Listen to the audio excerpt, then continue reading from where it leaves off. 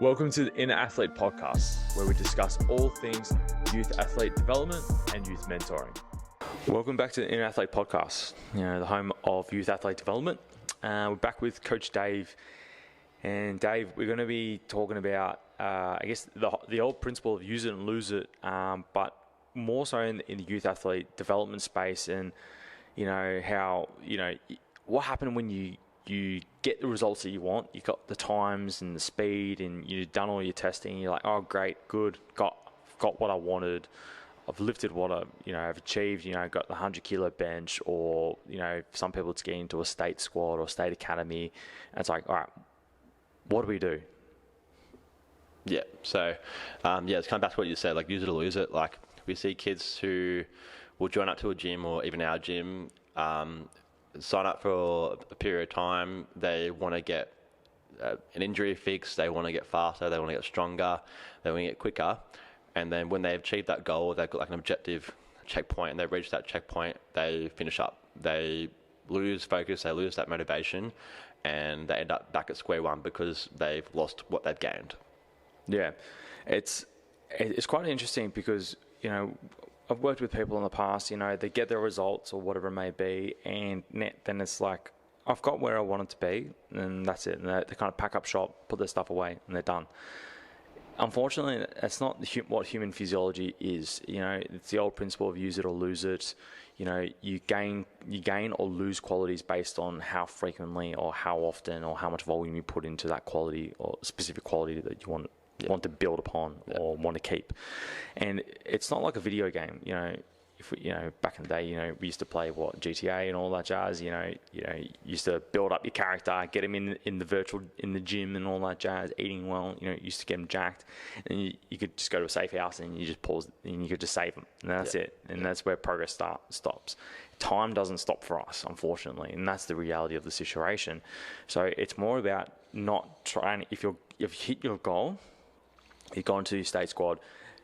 Usually there's two components to it. One is, all right, what's the next goal from there? And that's a really important part, because it helps to create the focus and drive in order to continue on and maintain those qualities that you built, but also help you get to the next stage. So you've made the squad.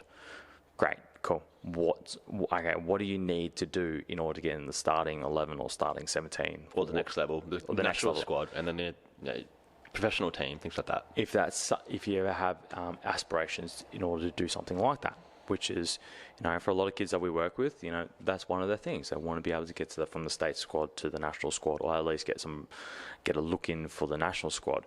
So for us, it's more about, number one is trying to educate them is, if you stop now, what do you think is going to happen? And trying to put the onus onto them. It's like, oh, more than likely I might stay the same. Do you think that really happens? Unfortunately, physiology doesn't work like that, as I mentioned before. From a physiological and in the body standpoint, everything we do in the gym is creating an adaptation. We're creating some sort of build up, so that we're creating some sort of stress that our body can adapt to that by being stronger, by being quicker, by being more fitter. But then when we take that stress away, the body goes, oh, well, I don't need to use it anymore. I'm just going to go back to where I was before, and now you're back at square one. So if you look at bodybuilders, for example, they spend so much time trying to build their muscle up in the gym, lifting weights for countless hours, countless reps. And then the moment they spend time away from the gym, they lose muscle mass, because now the body's like, oh, I don't need to have all this muscle mass. I'm going to go back to where I was. It's not required for survival. Not required for survival, yeah. Exactly. And our whole body is built and required for survival, and that's why we have so many different systems that interplay with one another, and compensation strategies that happen if one system's out of whack, other systems will go on overdrive in order to compensate for that for a short period of time. It's like, well, if elite athletes are so elite and they're so fit, why do they need to keep training? Aren't they already there? Yeah. That's actually an interesting point. They're going to continually to improve, or they're going to try and continually maintain. Yeah. And that's a really good point, because I had a little bit of time working with Melbourne Storm for a bit, and when you see the younger players, they're still developing themselves because they've still got that window where they need to develop certain qualities, and they're still understanding the game. When you look at more the veterans of the game, I think Cam Smith was there at the time. Yeah. For him it was more like he's a master of the game. He's basically clocked rugby league. Yeah. And you see him move on the field in such an efficient way, and he understands the game so well. And he doesn't need to be jacked or super strong, or he doesn't need to be like the Bromwich brothers or anything like that. Doesn't need to be super jacked and strong. He just needs to, in order to maintain the qualities, and because he has such a smart. He's so smart about the game and the way he moves around. He basically just needs to be fit and strong enough to last 80 minutes without getting gassed. Correct, yeah, and then be able to recover from that as well, and recover from training and all that. So eventually, when you get the top echelons of your career, or the higher levels of the echelons of your career, you're going to be able to just focus more on the maintenance. But usually at the younger stages, you've got to continually build, especially for boys and girls, in the sense of boys, they're going through their peak height velocity, they're going through a big growth spurt phase, their second biggest growth spurt phase as well. And basically testosterone is going to be on the increase. We want to be able to take advantage of that as much as possible. For girls, on the other hand, they finish growing a lot earlier compared to boys. I think it's about maybe between 2 and 4 years apart earlier. And for them, it's actually more about like health qualities, because we know that peak bone density peaks quite early in girls. For guys, it's a little bit different because of the presence of testosterone. Now, for girls, it's estrogen, and estrogen is actually is quite protective of bone density as well. So, it's quite different in the sense of for boys and girls, but in general, we want to make sure that we continually to develop these qualities. And the other problem is, though, as you get older and move through these age groups, what's going to happen? Your opponent's going to get bigger, stronger, and faster. That's just kind of how things go. Especially if they're younger. Yeah, 100%. And the other part is as well, if the small, say if you play a contact sport, we've got some young kids here, they're quite undersized for their sport as well. And they play a contact sport, and what happens if they cop a knock from someone who's 25, 30 kilos heavier?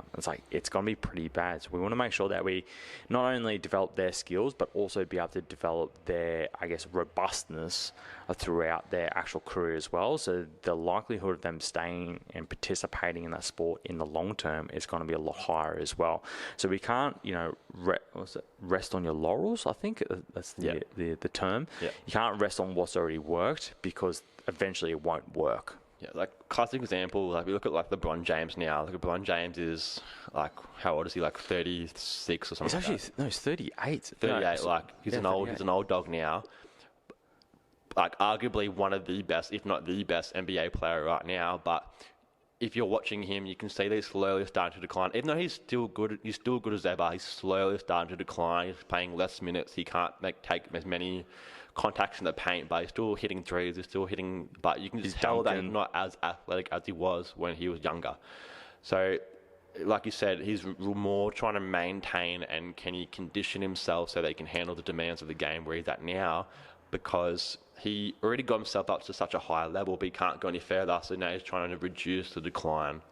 Correct. Yeah, he's trying to fight Father Time. So he's got younger players, Ja Morant, Anthony Davis, people in their mid to late 20s who are coming up the ranks now, who are more athletic, more quicker. Luka Doncic, things like that. They're all killing the game right now, but they're younger. So they'll continue to rise, and eventually when they hit their late 30s and their mid 30s, that's when they'll have to maintain. Yeah, and that's the real critical component. Later on in your career, you got to maintain. Yeah. To slow that decline of certain characteristics. Yeah. But we're here to talk about youth athletes. So back to where we started is when athletes are basically trying to make the state teams or trying to achieve a certain time in the pool or on the track, it's important to make sure that, okay, great, you've reached this point, you've reached a qualifying time, you've reached a state time, let's try and work towards a national time, or let's try and work towards an Olympic time. There's always another step forward. They may not realise it, but there's always another step forward. But when goals change, where like, maybe they're quick enough now, right? Let's work more on power, or let's work more on strength. Let's keep that quality in the background. Let's keep working on that, like microdosing. Like we do a lot of microdosing here to keep certain qualities in play, but we can focus on something else and build that other quality up.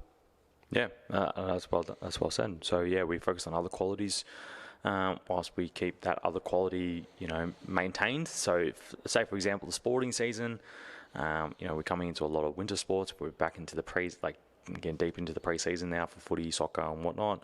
So a lot of it is about developing strength and power. And also maintain the speed quality as well, but we also got to make sure we maintain that endurance, and usually we have to figure out a way to maintain that as well, and whether that is doing circuits on the bike or interval based training, or down at the park or something like that. We just microdose it enough in order to maintain that quality of their fitness. Or if they're playing a lot of soccer, we don't even need to do that because it's already been looked after. Then we can focus on other qualities that they feel like they're lacking or want to improve on, or further heighten their skills in their sport, and then we just continue to build. Then when the season hits, it's all about maintaining those qualities. So we, like you said before, we like to microdose.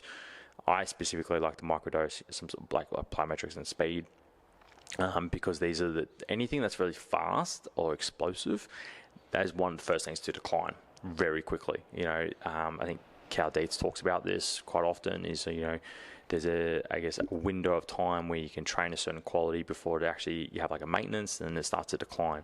Unfortunately, with speed, it can be between 4 and 6 days. Yeah. But that strength is like 3 to 4 weeks or something. Yeah, like 3 to 4 weeks, give or take a week or two on that, depending on the individual. Aerobic capacity as well goes down pretty quickly. Aerobic, so anything that's slow in terms of the contraction element, or in terms of slow or long, is something that can be maintained for long periods of time. That's why runners is quite interesting. You can build your fitness up relatively quickly and maintain that quality. But when it comes to power, anything high velocity, those qualities are not built to stick around for long periods of time, because we can't do them for long periods of time as well. That's why they need to be microdosed. That's why we encourage a lot of our athletes, if they're going to do sprints, or they're a sprinter in the pool, or on the soccer pitch or the footy pitch, they need to be doing it in their warm-up. They need to be doing something high velocity in order to maintain those qualities, because in the game, yes, they are sprinting, but it's all determined about the speed of play. So if we train above the speed of play, then the speed of play itself is going to be a lot easier, and they're going to be able to basically their speed reserve, or how many times they can, or their sprint reserve in that sense, is going to be a lot higher than if we didn't train it. Yeah. So the speed reserve is in terms of their top speed that they can hit, but then the speed in their game that they can hit, but also multiple times as well. Yeah, we look at NRL player Tommy Trbojevic, constantly tearing his hamstrings, and what his S&C and physios have been doing has been microdosing his max speed work. So he's before and after each game, so they're measuring, so we're using the GPS monitor on his jerseys and during trainings as well. It's measuring how many max effort runs he's doing per training session and what his baseline is at, and how much is too much, where to the point where he's tearing his hammy over and over again. So his S&C, his strength and conditioning coaches have worked out that if he's not hitting a certain amount of max velocity runs, he starts to detrain, and that's where he starts to tear the hammy. So you might actually see him before and after games actually doing max speed sprints, because he's trying to microdose that hammy stimulus. Yeah, and that's where the hamstring undergoes the most load. Yeah, as well, the highest velocity. There's nothing as specific as a sprint. And that was actually, I think it was done at ACU as well. I think it was in conjunction with ACU. Okay, yeah. Yeah, it was because obviously with the AFL being a big deal with hamstrings down here. Yeah. What's the final message for parents when we talk about, about what's next after you've achieved your, qualities that you wanted to improve on? Well, I think this is both for parents and athletes. For parents, we don't expect you to understand how physiology works, but we would trust you to ask us what's next, rather than just pull your child out straight away from training. We want to help your child develop to the best possible athlete they can be, but just because your child or your athlete has gotten to where they need to go doesn't mean they stop. you need to continue to build it in the background so that you can build other things up. We need to build our base of strength, power, speed, fitness, so that other things can get better as well. So there's always something you can work on. You can get more resilient, you can get more fast, you can get more agile, get more flexible. Just because you hit that one speed, there's something else in the background you can try and improve as well. Yeah, and then unfortunately the detraining effect it's a real thing, obviously, as we've discussed. But you know, if you're at home, right, and you've had a break over the Christmas period, is a perfect time for most people to have a break from the gym. You know, life's a little bit hectic. Then you come in for your first session after having 4 weeks off, no work or anything like that. Like, I feel sore and tired. DOMs might last a lot longer as well. So obviously you become more sensitive. Yeah, because your body's not used to it. Your body's not used to it. You feel like it's like, crap, I should have just stuck with training. And that is the message, is you don't have to train as hard. You just got to maintain.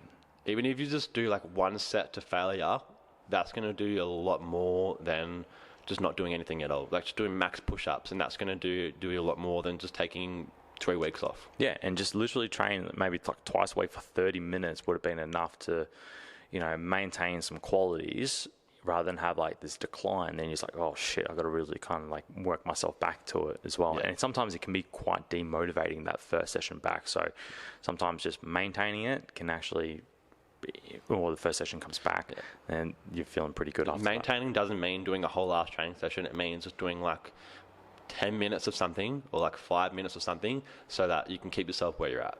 Cool. That's it. Done. If you like this episode, please subscribe and like this episode as well. Leave a comment if you have any questions about, you know, the detraining effects, you know, or even about like their in season, which I think is going to be more important now than ever, especially talking about, you know, youth athletes coming back into their sporting season. If you have any questions about that, more than happy to answer those questions on the next podcast. And until then, see you next time. You have just listened to the Inner Athlete Podcast. Be sure to subscribe to stay up to date with the release of weekly episodes. Be sure to follow us on Facebook and Instagram to get great tips on all things youth athlete development and youth mentoring.